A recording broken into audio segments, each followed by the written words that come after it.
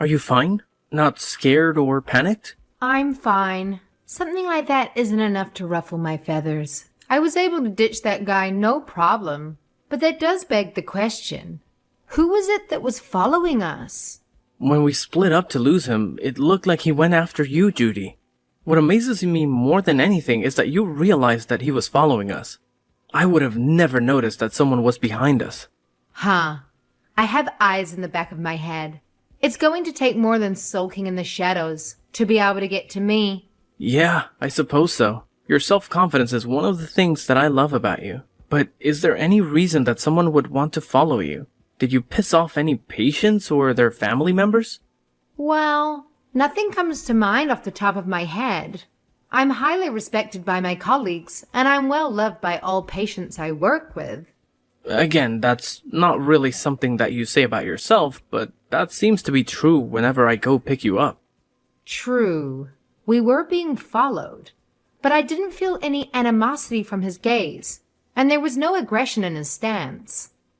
You truly are something else, aren't you? It was so exciting.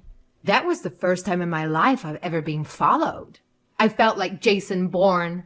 I admit that there was a bit of a thrill in it, but I wish you would understand that it could have been dangerous. I know I may be overthinking things, but you know how much I worry about you. For the foreseeable future, I will be picking you up by car. This isn't up for debate. Come on, I'll be fine. I can defend myself. In a straight fight, I know there's no way you could lose. But if they attacked you from behind with a weapon, then it would be game over. For my own peace of mind, please wait for me to pick you up by car, okay? All right. You are too sweet on me. I can't believe this is happening right before our wedding. I hope this doesn't jinx anything or cause any other problems. That's right. Let's go to your hometown so I can introduce myself to your father. Yeah, my dad is, to put it nicely, a hard-headed, proud blue blood that puts on airs in front of everyone he meets. Nicely? Coming from you, that's quite the burn. It sounds like a great challenge, but I doubt there's a family that wouldn't want me in their family. Again, where you get your self-confidence puts me in awe. But you're right, the rest of my family is already dying to meet you. My father is always going on about upholding the family name and how we should be careful about what kind of people we interact with. It was always embarrassing to hear him go on tirades about it. I just wanted to be a normal kid and enjoy what everyone else was doing. Can you believe that he called us modern-day aristocrats? Wow, that story is cringe. I know, right? I honestly thought about not going to visit him because he can be so pretentious and hard to deal with. Somehow he sniffed out who I was dating and demanded that he see you face to face. A sixth sense or some stupid thing like that, he said. Well, in most cultures, it would be unthinkable not to introduce yourself to the family, especially when we're about to get married. So I'm cool with it. Don't worry too much. You know me. I'll make it work out, and it'll be fine. I know you can get through any situation. I just don't want the experience to leave a bad flavor in your mouth. It's still not too late to pretend we never got his summons and leave him to stew on his high horse. No, we gotta do what we gotta do. I want to do things right. It doesn't matter who the other person is. But we should get to know each other's families. Because marriage is not just the pairing of two people, but two whole families. You're straight a shooter as they come. And of course, you're right again. I suppose I should just sit back and watch the sparks fly as the two most stubborn people I know meet for the first time. Soda and popcorn recorded, uploaded, and went viral. I'll be fine. I'm an adult, and I can control myself. Let's just hurry up and meet up at home. You worry too much. Do you want that guy to pick up on my trail again? Oh, geez, no. Yeah, let's go home.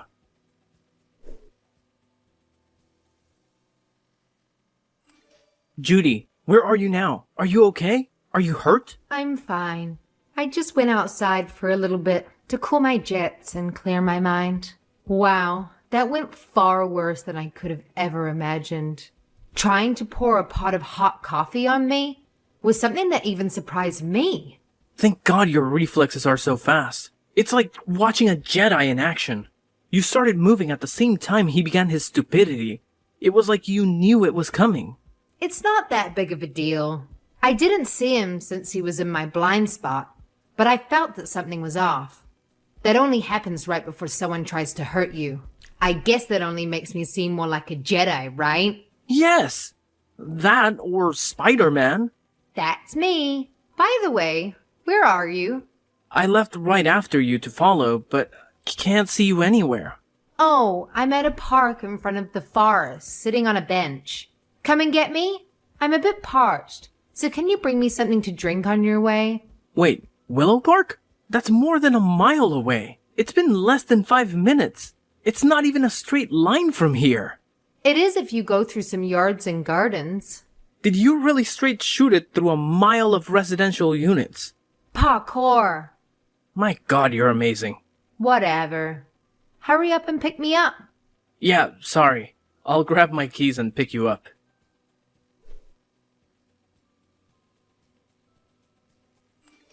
Judy, this is Albert's father, Ryan. Mind telling me how you got my WhatsApp ID? That's not important right now, but I know that I can do a lot more than that. From here on out, I will not allow you onto my property a second time. Of course, that includes ever seeing or contacting my son Albert again. Really? You got a valid reason to outcast me? When you come from a name as prestigious as ours, it would be unthinkable to take an uneducated little girl like yourself into our great family. You never even graduated from a university. There is no way I could let my grandchildren be raised by someone who could barely get a GED. No worries there, pal. I have no intention of ever being in the same room as you ever again. However, I will marry Albert, as promised, with or without your blessing. Never. Who would be foolish enough to ever marry you? Your family is poor as dirt. How could you imagine standing eye to eye with a family of our caliber? How dare you think you could pollute my bloodline with your filthy peasant DNA? Ooh, them be fighting words, old man. But I couldn't care less about how much you badmouth my family. It's true that my family was not well loved by any means, but we were happy and had all our needs met by parents who loved us. Probably because we didn't have the same idiotic family members spouting off about our special status as a noble family. To be talked to in such a way by the proletariat is insulting to the greatest degree. Boo-hoo. Why don't you go and wind up your country club friends and have them stroke your ego until you feel better? Because an inner city girl hurt your fragile feelings. Aww. On the other hand, you talk about being from such a great family. But do you walk the walk? In what way are you more successful than a commoner like me?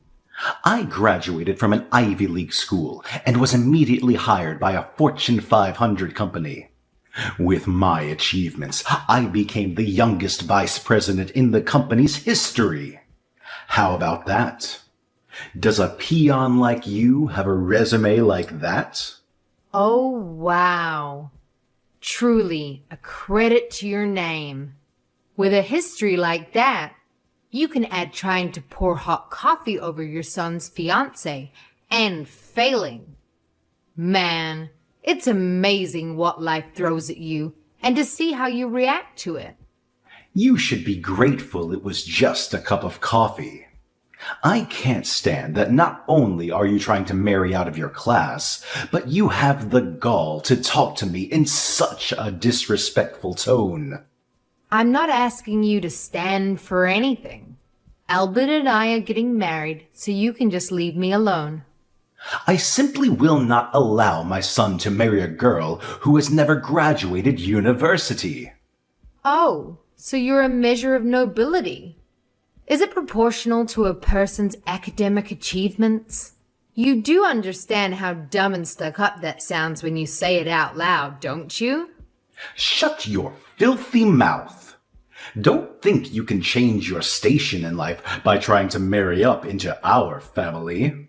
Every single person in my family has graduated from university just to show you how much we value education. If you push me any further, I will not be held responsible for what happens to you. Look, I really don't care what you try to do or why you think threatening me is going to scare me off. That only works on your subordinates at work. And on the subject of universities, you do know that I graduated, right? Graduating at 19 years old is what you've said. That is not university. Little girl, that is called community college. You do understand the difference, don't you? One selects for society's future leaders, and the other provides basic courses so the masses don't embarrass themselves in public.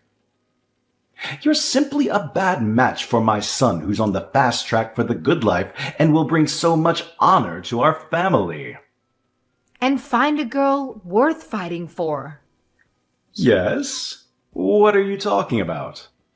The weddings are off as far as I'm concerned, so get an education if you want to have a chance of marrying up for your spotty heritage. I skipped a few grades and finished med school at 19. Like I'd believe that.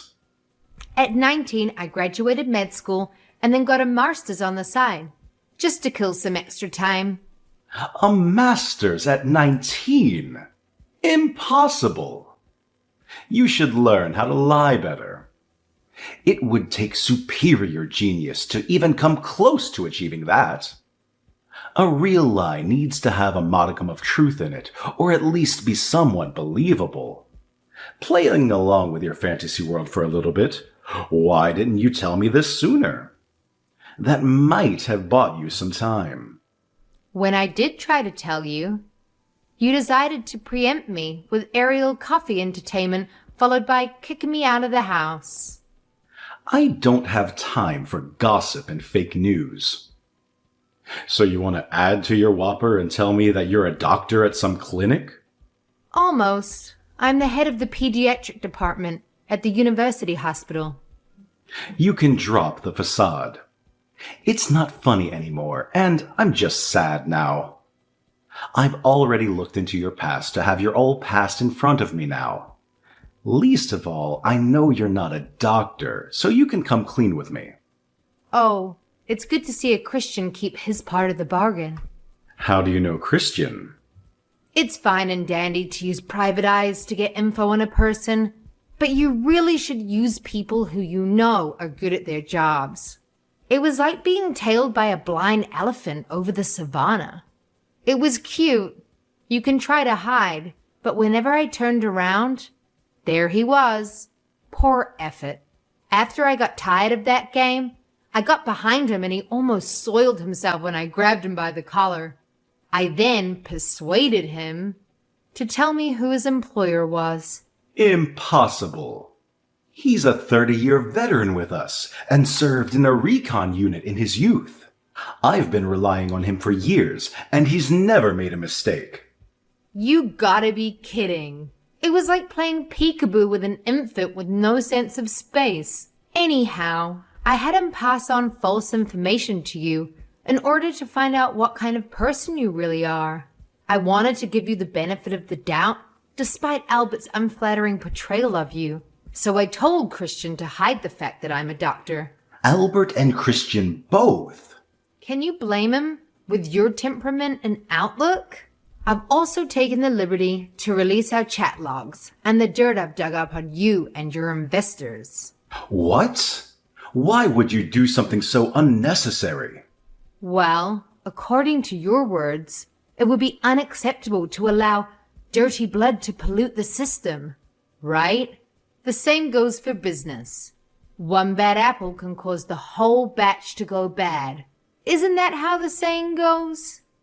You're saying I'm the problem? Impossible. I've done so much for the company. They wouldn't do anything to me, would they? Dunno. Tell that to the person who's going to be reviewing your case and deciding your fate. Telling me of your triumphs and tribulations is just a bother. Why would anyone at my company trust you? How could you even get anyone on the board's attention? I'm a very famous and popular doctor in higher circles. So I do have acquaintances in almost every industry. In fact, I've known about you for a while.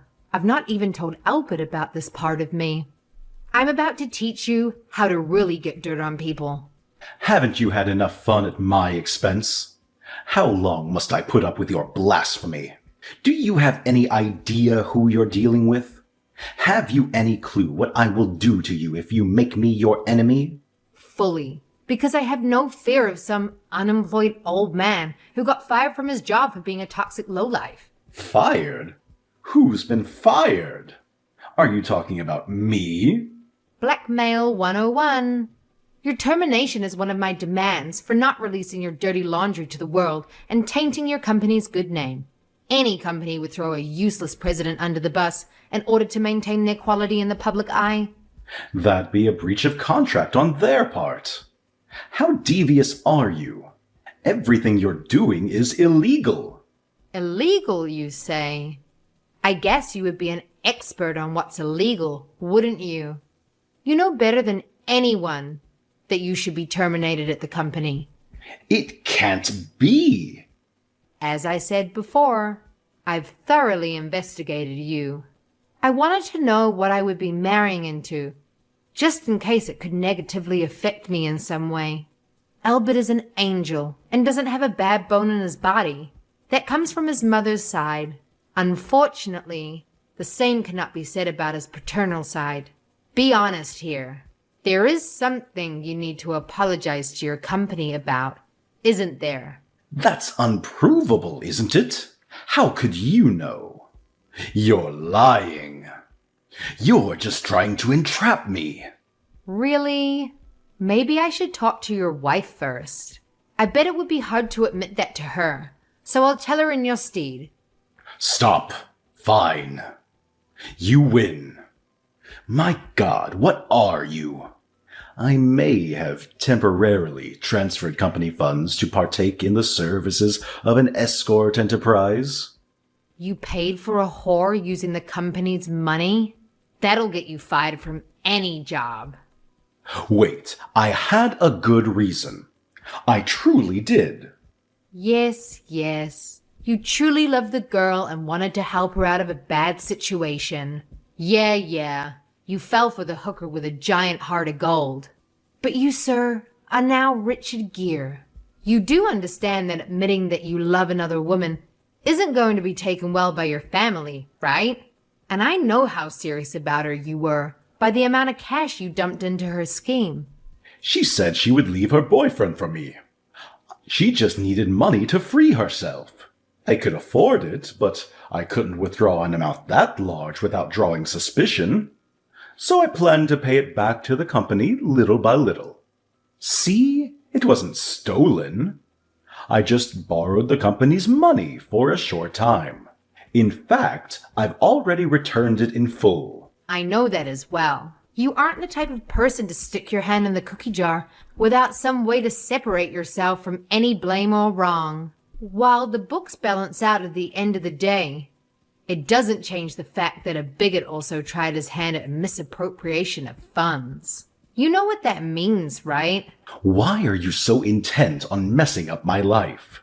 You're going past the line of threats, all the way to plain cruel. I had no intention to go so far, but once I had you on the ropes, the adrenaline began to flow, and I was taught to always go in for the kill. You witch! Where are you? Get back here right now. Found by me. What do you intend to do, little old man? I will make you regret crossing me. Get back here so I can teach you a lesson you'll never forget. Lines fitting for a bargain bin gangster before the main character puts him in his place. Hardly the words meant for a beautiful young, strong-headed woman like myself, unlike a crotchy old hidebound materialistic fogey. Whoa! I feel like the protagonist in a superhero movie. I feel a little sorry for you. But wait a tick. I'll be with you in 2 shakes. Well, we'll see if that mouth can spout the same poison after I'm done with you.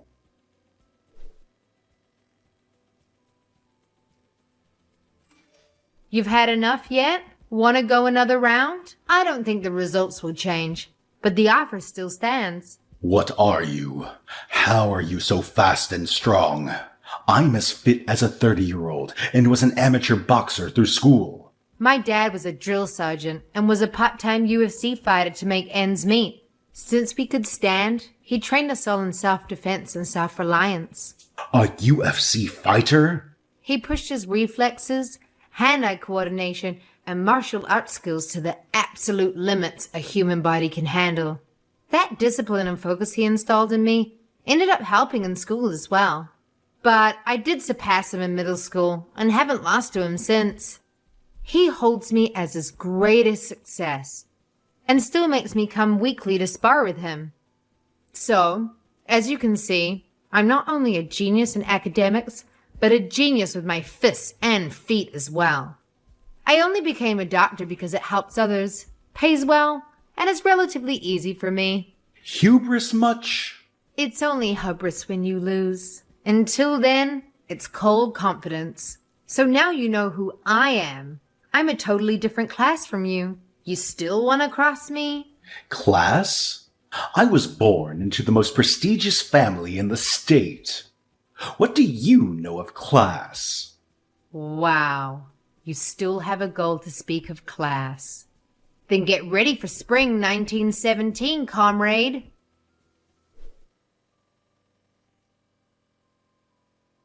Albert's father, Ryan, was found unconscious on his front lawn after that huge disagreement. I mean, talk about a dramatic scene, right? It was like something out of a soap opera. Anyway, turns out that it wasn't the only thing going on with old Ryan.